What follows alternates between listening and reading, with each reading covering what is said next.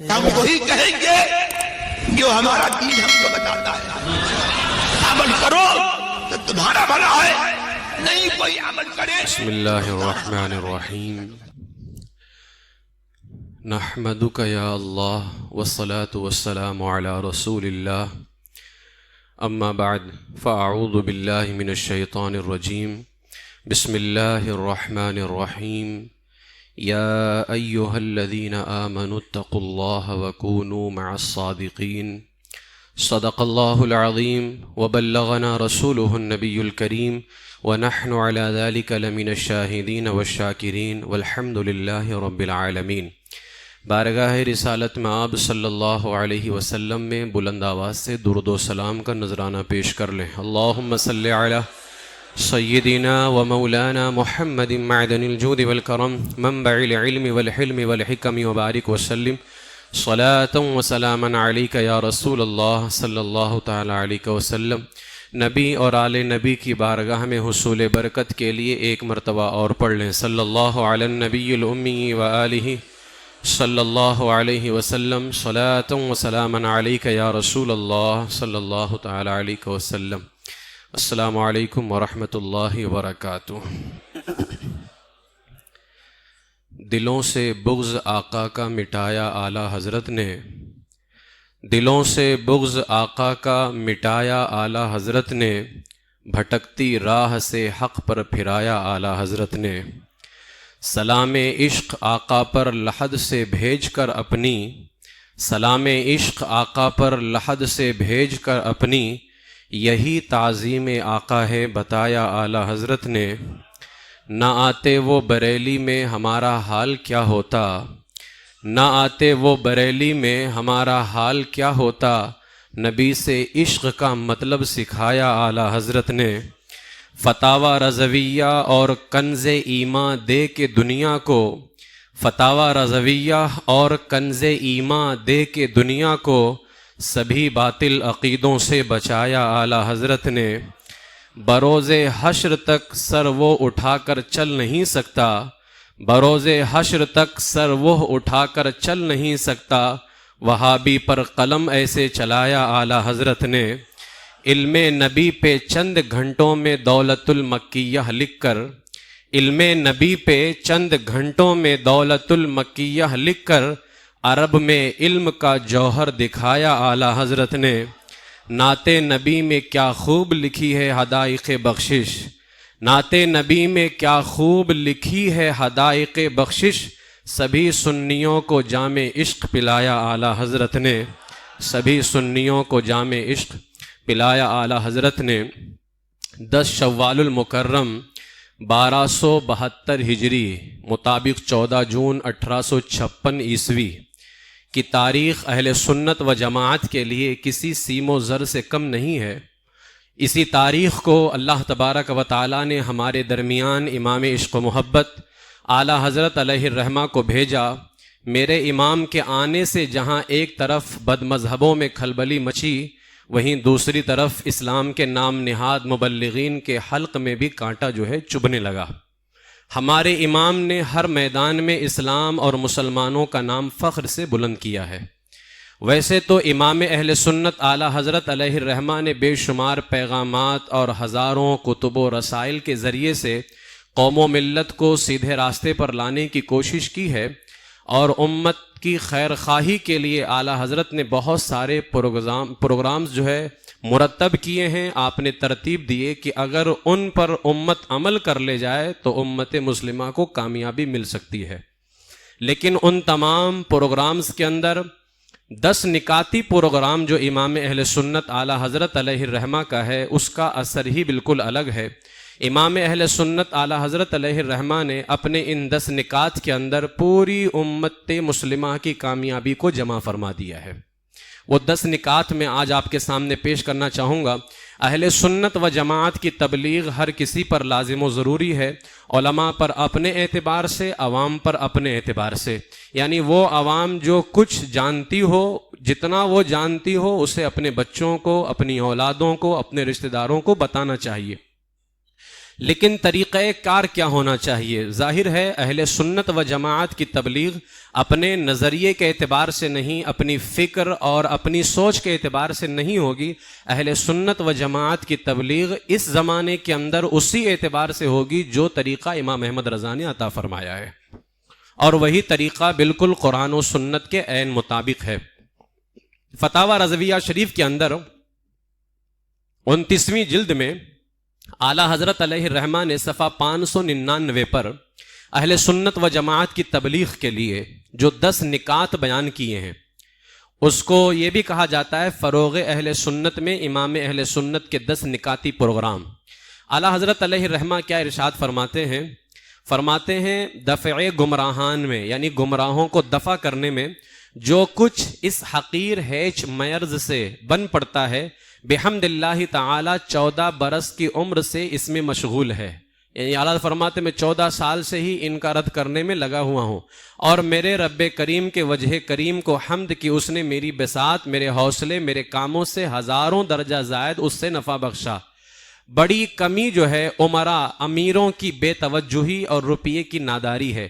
یعنی آج اگر علماء کو امراء کا ساتھ مل جائے، امیروں کا ساتھ مل جائیں، ظاہر ہے کسی کام کو آگے بڑھانے کے اندر جہاں علم کی ضرورت ہوتی ہے وہاں مال کی بھی ضرورت پیش آتی ہے.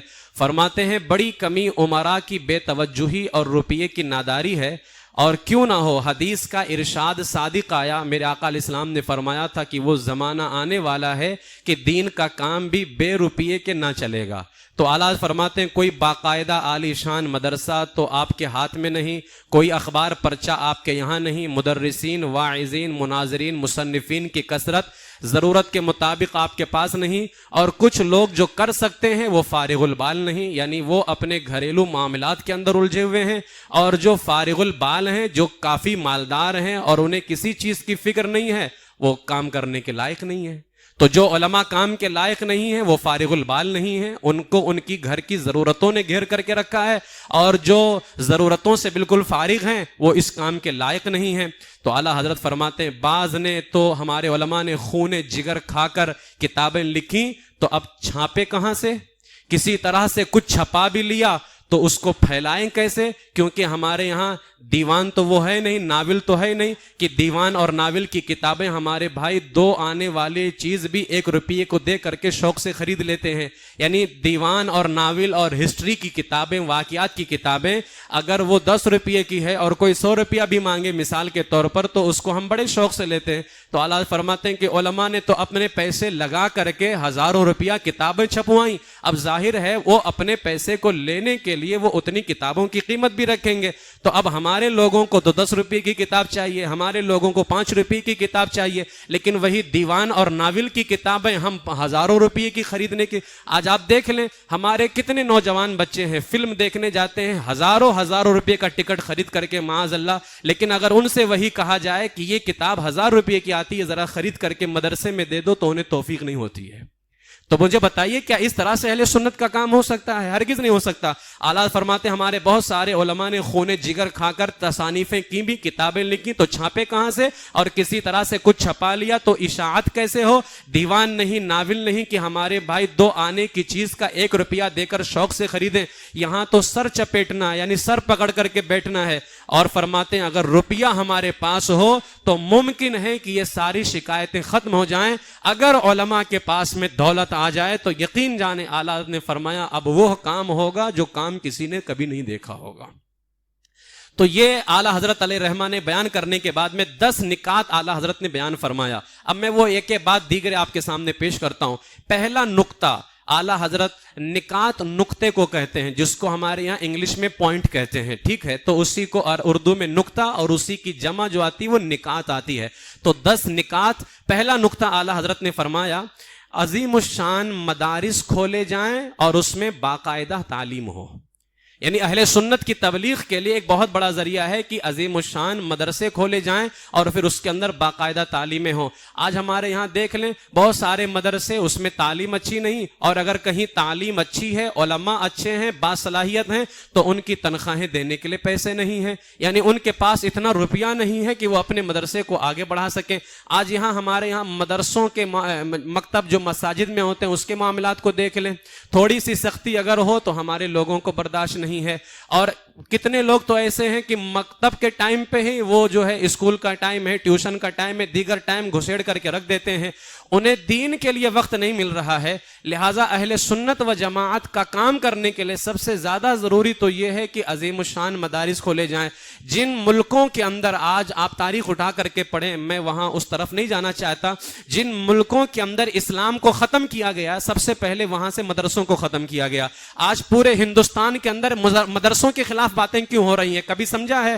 نہیں سمجھ میں آئے گا. لیکن جب تمہارے نماز اور روزے کو بچانے والا کوئی عالم نہیں رہ جائے گا تب سمجھ میں آئے گا، کیونکہ تمہارے عقیدوں کو بچانے والا اسی مدرسے سے نکل رہا تھا. آج میں عقیدے پہ بیان کر رہا ہوں تو کیا میں اپنے باپ کے گھر سے پڑھ کر کے آیا؟ میں مدرسے سے تو پڑھ کر کے آیا ہوں. آج میں اگر نماز یا روزے کے بارے میں صحیح مسئلے بتا رہا ہوں تو کیا گھر سے سیکھ کر کے آیا؟ مدرسے سے تو سیکھ کر کے آیا. جب تمہارے عقیدوں اور تمہارے ایمان، تمہارے نماز روزوں کو بچانے والا کوئی نہیں رہ جائے گا، ظاہر ہے جب مدرسے ختم کر دیے جائیں گے، مدرسوں پر پابندی لگا دی جائے گی، تو کون نکلے گا عقیدہ بچانے والا؟ کون نکلے گا تمہاری نمازوں اور روزوں کو صحیح کرنے والا؟ آج ہمیں کوئی فکر نہیں ہے، کھائے پیے اور ہم مست ہیں بالکل. کوئی مدرسے کے خلاف باتیں کر رہا ہے. آج اگر ہمارے یہاں لائٹ بند کر دی جائے تو ہم احتجاج کرتے ہیں، ہمارے یہاں اگر جو ہے پانی بند کر دیا جائے تو ہم احتجاج کرتے ہیں. اتنا سارا کچھ ہندوستان میں مدرسوں کے خلاف ہو رہا ہے، لیکن کوئی مسلمان جلدی بات کرنے کو آگے نہیں بڑھ رہا ہے. کیوں؟ اسے فکر نہیں ہے. یاد رکھ لیں، اہل سنت و جماعت کی تبلیغ کے اندر اگر سب سے بڑا کردار کسی کا ہے تو وہ مدارس اسلامیہ کا ہے. وہ مدارس اسلامیہ کا، یہ مدارس ہی تمہیں علماء دیتے ہیں، یہ مدارس ہی تمہیں مفتیان کرام دیتے ہیں. پھر وہ علماء ان مدرسوں سے نکل کر کے تمہارے ایمان و عقیدے کی حفاظت کرتے ہیں. وہ تو اعلیٰ نے فرمایا سب سے پہلا کام یہ کرنا ہے کہ عظیم الشان مدارس کھولے جائیں. دوسرا کام یہ کرنا ہے، اعلیٰ فرماتے ہیں جو طلبہ ہیں نا مدارس کے اندر، ان طلبہ کو وظائف دو، ان کو کچھ تحفے دو کہ خواہی نہ خواہی یا نہ چاہتے ہوئے بھی وہ تعلیم کی طرف گرویدہ ہوں. یعنی طلبہ کو وظائف دیے جائیں تاکہ وہ علم کے شائدائی بنے. اب میں اس پر کیا گفتگو کروں؟ اب اس پر گفتگو کرنے کے لیے جو ہے فتاوی رضویہ شریف کے اندر اعلیٰ حضرت نے پہلے لوگوں کا خیال کیا تھا. آج اگر 300 روپیہ فیس بتا دی جائے، 100 روپیہ، ہمارے یہاں مکتب میں تو زمانے سے 100 روپیہ چل رہا ہے، جو ہماری مسجد میں مکتب چلتا ہے وہ زمانے سے، اس میں بھی بہت سارے لوگ جو ہے ادھر سے ادھر کرنے کی کوشش کرتے ہیں. بہت سارے جو باہر حضرات پڑھاتے ہیں وہاں 500 روپیہ اگر ان کو بتا دیا جائے، اتنا زیادہ پڑھانے کا، وہ بھی قرآن پڑھانے کا. اپنی فکر کو بدلنے کی کوشش کرو. پہلے فکر کیا ہوتی تھی؟ ایک نیک صالح مرد کے حوالے سے اعلیٰ حضرت نے لکھا ہے کہ انہوں نے اپنے بیٹے کی تعلیم کے لیے ایک عالم کو مقرر کیا. ابھی استاد نے صرف سورہ فاتحہ سکھایا تھا تو اس نیک مرد نے 4000 دینار سونے کا سکہ بطور شکرانہ پیش کیا. تو اس عالم نے جانتے ہو کیا کہا؟ کیونکہ اس عالم کو ایسا لگا کہ میں نے تو صرف سورہ فاتحہ سکھائی ہے اور اس کے بدلے میں 4000 دینار. تو انہوں نے کہا اتنا مال کیا دیکھا کہ اتنا مال بخش دیا؟ یعنی آخر تمہارے باپ نے کیا دیکھا کہ اتنا زیادہ مال 4000 سونے کا سکہ دے دیا؟ تو اس والد کے جو اس بیٹے کے باپ تھے انہوں نے آ کر کے استاد سے کہا آئندہ میرے بیٹے کو مت پڑھانا کیونکہ تمہارے دل میں عظمت قرآن نہیں ہے. عظمت قرآن نہیں ہے. یعنی اس وقت لینے والا اگر کچھ اعتراض کرتے تو دینے والا کہتا تھا کہ اب ہمارے بیٹے کو نہ پڑھانا. تم نے یہ کہا کہ آخر کیا دیکھا کہ 4000 دینار دے دیا؟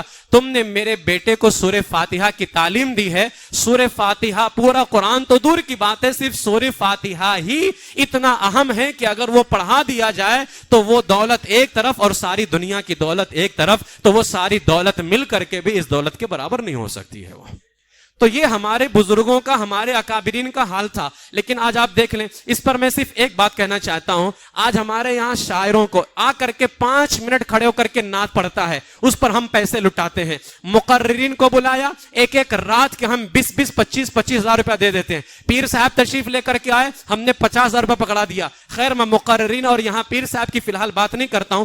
آج ہمارے مدرسوں میں پڑھنے والے بچے جانتے ہو وہ بیان کی طرف دل نہیں رکھتے ہیں، وہ تلاوت قرآن کی طرف اپنا میلان نہیں رکھتے ہیں. کیوں؟ وہ جانتے ہیں کہ یہ قوم نعت خوانوں کو پیسے دے رہی ہے. نعت کہتے ہیں رسول پاک کی تعریف کو, اور حضور کی تعریف میں بھی کر رہا ہوں, بیان میں بھی حضور کی تعریف ہوتی ہے اور تلاوت قرآن میں بھی حضور کی تعریف ہوتی ہے. اب اگر کوئی بچہ جو ہے کوئی کلام نہیں پڑھ رہا ہے, کھڑے ہو جائے اور سورہ جو ہے قرآن پاک میں سے الم نشرح شروع کر دے, الم نشرح لک صدرک ووضعنا عنک وزرک, بتاؤ اس میں کس کی تعریف ہے؟ اس میں حضور کی تو تعریف ہے. تو نعت مصطفیٰ ہے نا, آغاز سے اخیر تک قرآن ہے. نعت مصطفیٰ محبوب کے بیان کا کیسا انوکھا ڈھنگ ہے. حضور کی تعریف اعلیٰ حضرت نے بھی کی ہے, لیکن اعلیٰ حضرت کی ہدایت بخشش جو ہے اس سے کہیں زیادہ حضور کی تعریف قرآن مقدس کے اندر موجود ہے. اسی لیے اعلیٰ حضرت نے فرمایا اے رضا خود صاحب قرآن ہے, مداح حضور تجھ سے کب ممکن ہے پھر مدحت رسول اللہ کی. یعنی اے رضا تو کیا حضور کی تعریف کر سکتا ہے؟ اللہ نے اپنے محبوب کی تعریف قرآن میں فرمائی ہے.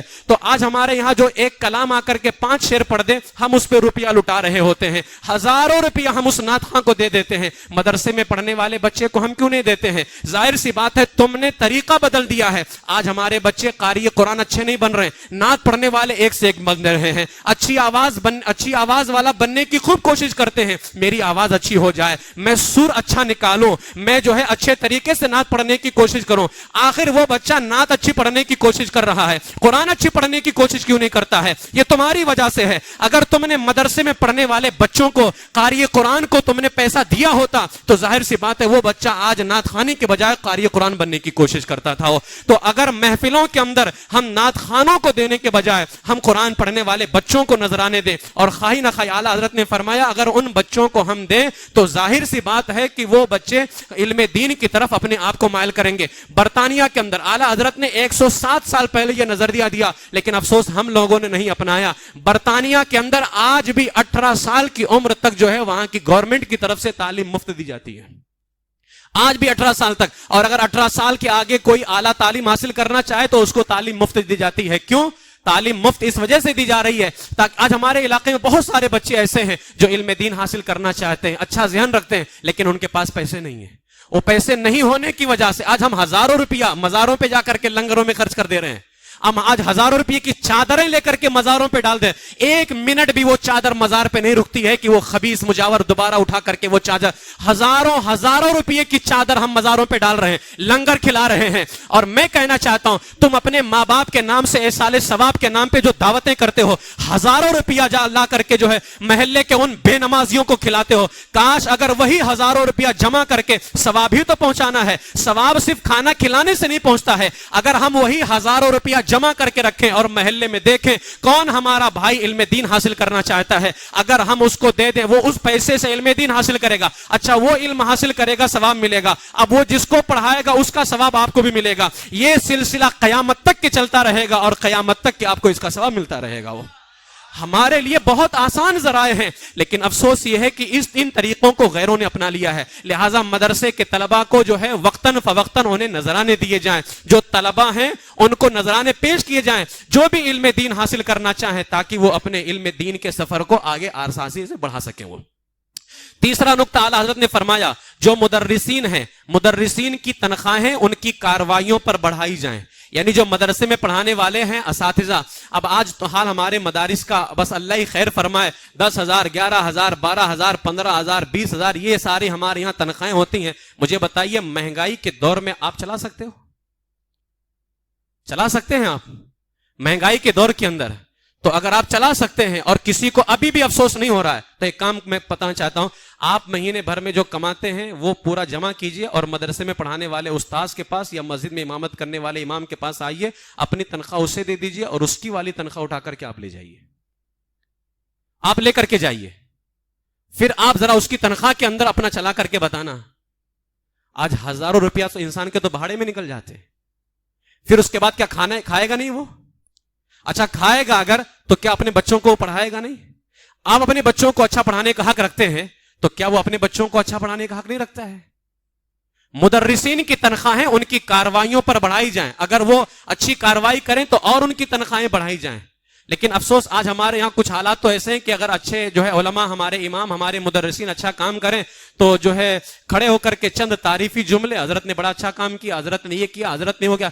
آپ کے تعریفی جملوں سے اس کا گھر نہیں چلنے والا ہے, یہ یاد رکھ لیجئے. آپ کے تعریفی جملوں سے اس کا گھر نہیں چلنے والا ہے. آج غیروں کا اٹھا کر کے آپ دیکھ لیجئے، میں بارہا یہ کہتا، جبکہ ہم غیروں سے ہمیں سیکھنا نہیں چاہیے، لیکن جو ہماری باتیں تھیں وہ غیروں نے لے لی ہیں۔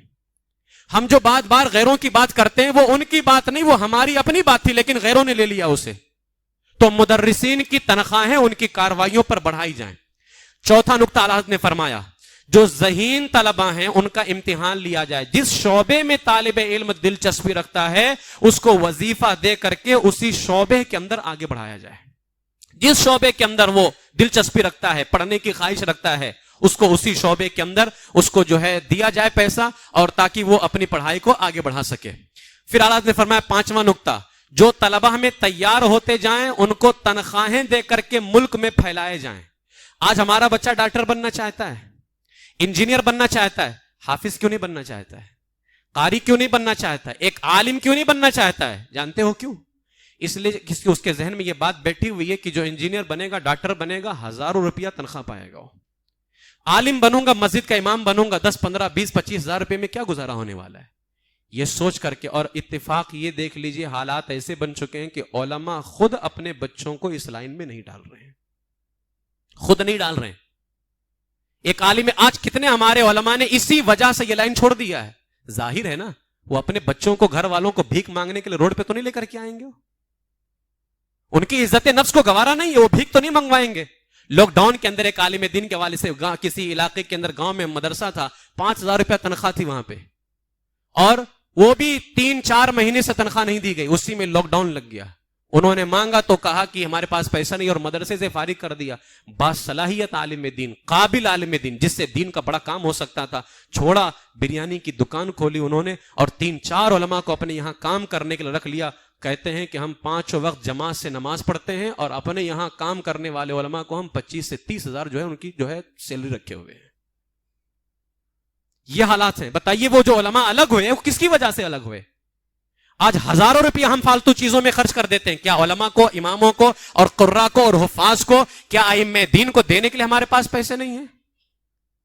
امام اہل سنت اعلیٰ حضرت علیہ رحمہ نے فرمایا کہ جو طلبہ تیار ہوتے جائیں ان کو ملک میں پھیلائے جائیں، تاکہ تحریراً، تقریراً، وعظاً، مناظرتاً، یعنی تحریر کے ذریعے، تقریر کے ذریعے واعظ و نصیحت کر کے، مناظرہ کر کے وہ اشاعت دین و مذہب کریں، تاکہ اپنے دین کو پھیلائیں۔ چھٹا نقطہ اعلیٰ حضرت نے بیان فرمایا، حمایت مذہب میں، یعنی اپنے مذہب کے سپورٹ میں، ورد بد مذہباں اور بد مذہبوں کے رد کرنے میں مفید کتابیں اور رسالے، جو کتابیں لکھنے والے ہیں ان کو نذرانے دے کر کے لکھوائے جائیں، تاکہ اب ظاہر میں اپنی بات آپ کو بتاتا ہوں۔ جب یہاں پر اہل عیسیٰ کا مسئلہ چل رہا تھا، اہل عیسیٰ کے خلاف ہم بہت کام، اور میں نے 2.5 سے 3 مہینے تک کے جو ہے اہل عیسیٰ کے خلاف پورا اسی مسجد سے میں نے بیان دیا تھا۔ کچھ ہمارے اپنے بڑے لوگوں نے ہم سے کہا کہ حضرت کتابیں لکھ دیجئے۔ اچھا، وہ کتاب لکھنے کا کہہ سکتے تھے، لیکن انہیں اتنی توفیق نہیں ہوئی تھی کہ وہ یہ کہہ دیتے کہ حضرت آپ کتاب لکھیے، جو خرچہ آئے گا میں دوں گا۔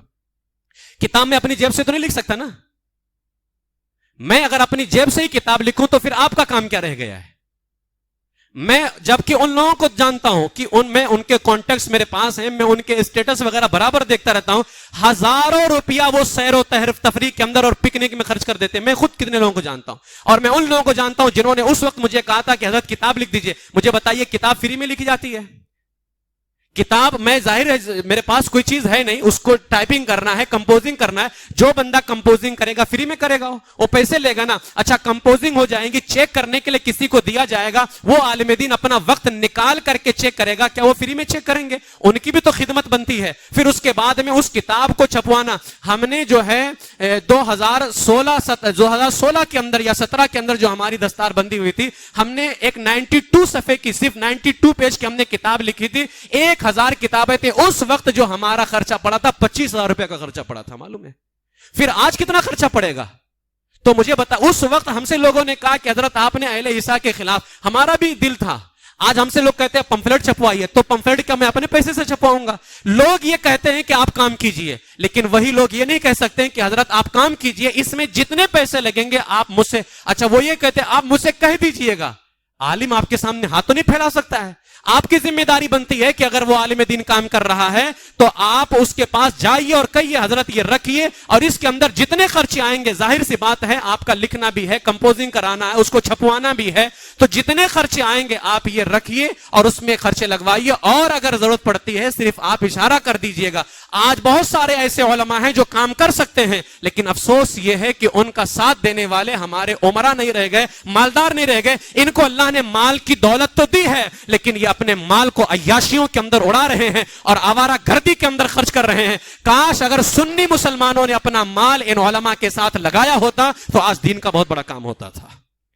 یہ اعلیٰ حضرت علیہ رحمان نے فکر دی ہے۔ آج اس سال 1500 سالہ جشن میلاد النبی آ رہا ہے، ہمارے لوگ ہم سے پوچھ رہے ہیں کون سا ایسا کام کریں کہ یہ تاریخی سال بن جائے۔ یہ 10 نکات اٹھائیے اور اعلیٰ حضرت کے اس طریقے پر چلتے ہوئے یہ کام کیجئے۔ دنیا بھر تم کہتے پھروگے وہ سال جو حضور کا 1500 سالہ تھا، ہم نے اہل سنت کا کام کرنے کے لیے ان طریقوں پر عمل کیا جو امام احمد رضا نے عطا فرمایا تھا۔ ہم لائٹیں لگا دینا اور محلے سجا دینا ہم یہ 1500 سالہ جشن میلاد النبی سمجھ رہے ہیں۔ ہرگز یہ جشن میلاد النبی نہیں ہے۔ یقیناً اس سے ہماری خوشی کا اظہار ہوتا ہے، لیکن اس 1500 سالہ جشن میلاد النبی کے موقع پر ایسا کام کرو کہ بد مذہبوں کو ہمیشہ کھلبلی مچتی رہے اور عشق مصطفیٰ کا چراغ ہمیشہ جلتا رہے۔ ہمیں ایسا کام کرنا چاہیے۔ یہ نکات اعلیٰ حضرت علیہ رحمٰن نے عطا فرمائے بد مذہبوں کے رد کے اندر۔ میں یہاں پر کچھ باتیں پیش کرتا تھا، لیکن میں پیش نہ کرتے ہوئے میں ساتواں نقطہ اعلیٰ حضرت نے فرمایا تصنیف شدہ جو کتابیں چھپی ہوئی ہیں اور جو چھپانے والی کتابیں ہیں ان کو اچھی تحریروں کے اندر چھاپ کر کے ملک میں مفت جو ہے فری میں تقسیم کی جائیں۔ 8واں نقطہ اعلیٰ حضرت نے فرمایا شہروں میں آپ کے سفیر وہاں نگراں رہیں، جہاں جس قسم کے واعظ یا مناظر یا تصنیف کی حاجت ہو اعلیٰ فرماتے ہیں وہ آپ کو اطلاع دیں، پھر آپ دشمنوں کی سر کٹائی کے لیے اپنی فوجیں، اپنے میگزین اور رسالے وہاں بھیجتے رہیں۔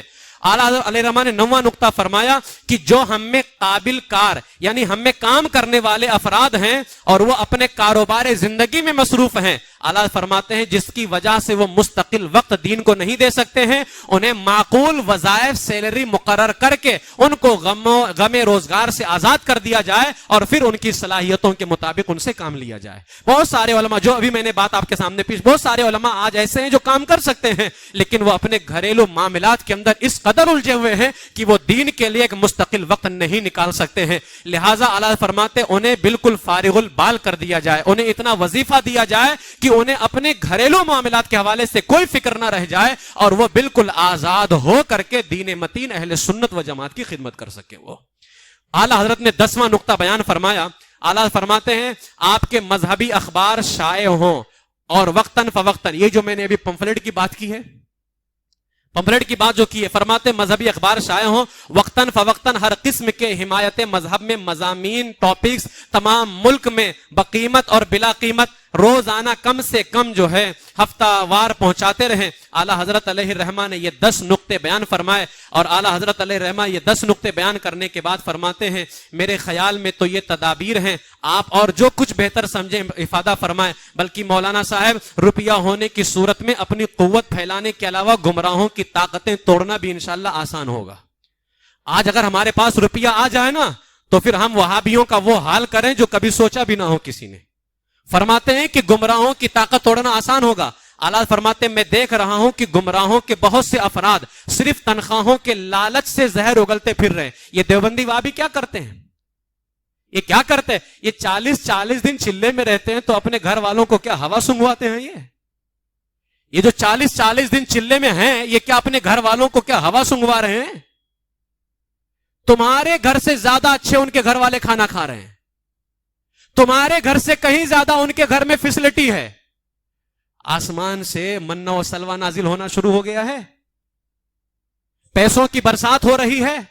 آخر کیسے ان کے گھر میں بہترین فیسلٹی موجود ہے جبکہ وہ 40 دن چلے کے اندر موجود ہے؟ وہ ان کے یہاں باقاعدہ طور پر ایسے لوگوں کو تیار کیا جا رہا ہے کہ ان کو وظیفہ دیا جائے، باقاعدہ کہا جاتا ہے تم فکر مت کرو، نکل جاؤ، جتنا خرچہ آئے گا ہزاروں، 40,000، 50,000، 60,000 بے شمار قیمت دے کر کے جو ہے ان کو اس طرح سے کام پہ لگا دیا گیا اور وہ ہمارے یہاں دندناتے پھر رہے ہیں اور بدعقیدگی کی بدبو پھیلا رہے ہوں۔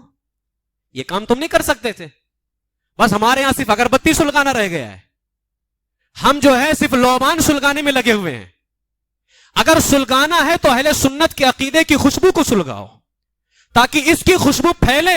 جب اس کی خوشبو پھیلے گی تو ہمارا بچہ گستاخ رسول نہیں بنے گا, عاشق رسول بنے گا. وہ اگر پھیلانا ہے تو یہ خوشبو پھیلاؤ. لیکن ہم اگر بتیوں میں لوبانوں کے اندر اپنا سارا پیسہ خرچ کر رہے ہیں. اللہ فرماتے بہت میں دیکھ رہا ہوں کہ گمراہوں کے بہت سے افراد صرف تنخواہوں کے لالچ سے زہر اگلتے پھرتے ہیں. ان میں حال یہ ہے کہ جسے 10 کی جگہ 12 دیجئے وہ اب آپ کسی کہے گا, یعنی 10 کی جگہ اسے 12 دے دو تو وہ آپ کی بات کہے گا. وہ جو آپ کہو گے چاہے غلط ہو صحیح ہو اب وہ آپ کی بات کہے گا.